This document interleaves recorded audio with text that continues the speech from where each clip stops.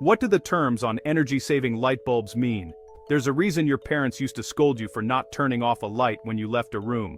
According to the U.S. Department of Energy, an average American household uses up to 5% of their total energy expenditure on lighting. Living rooms get flooded with light. Dining rooms and dens are full of lighting accents. Motion lights, hallway lights, bathroom vanity lights, lamps. We like our lives to be nice and bright. Fortunately, energy-saving lighting sources have largely replaced the conventional incandescent bulbs that once used up a substantial amount of power. Those bulbs heated up a coil, or filament, of tungsten wire that gave off light. Roughly 90% of the energy they passed on was in the form of heat, which siphoned off energy and kept utility bills inflated. Today's bulbs brighten without the waste. That's the good news. The bad, the varieties of bulbs, can be confusing. If you've ever been lost in the fixtures section of the hardware store, here's a quick primer on what these terms mean. Halogen incandescent. These are incandescent light bulbs that contain a halogen gas-filled capsule around the filament to help increase energy efficiency. While cheaper to operate than a conventional incandescent bulb, they use 25 to 30% less energy. They don't produce as much of a cost savings as other options. On the plus side, they reach full brightness immediately. Other choices may take time to warm up. Compact fluorescent lamp, or CFL. When you see a coiled light bulb, it's likely to be a CFL, which is simply a downsized version of the tubular fluorescent lighting seen in commercial spaces. Instead of an electric current traveling through a filament like in an incandescent bulb, the current goes through a tube containing argon and mercury vapor. The resulting ultraviolet light activates phosphor inside the tube, which emits light. It uses 1/3 of the energy of a halogen incandescent. The downside?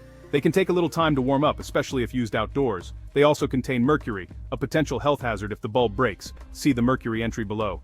Light-emitting diode, or LED. This type of bulb uses a semiconductor to convert electricity into light.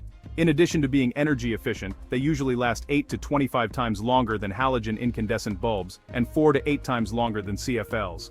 Perhaps as long as 18 to 46 years.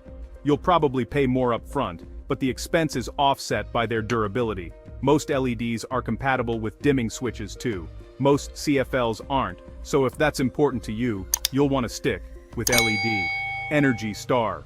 A bulb with an Energy Star label was evaluated by a third party to make sure its energy-saving claims are accurate, and they'll typically have a longer warranty than bulbs without the endorsement.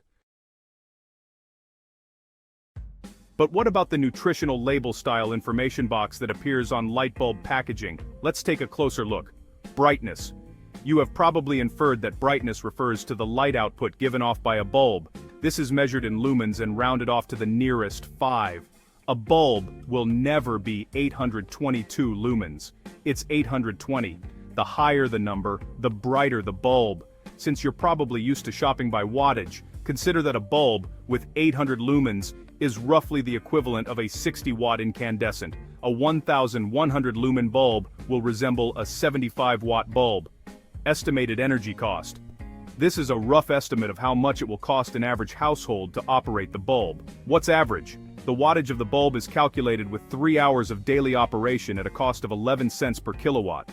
Your actual cost will go up or down whether you use it more or less, or pay your energy supplier a different amount. Life.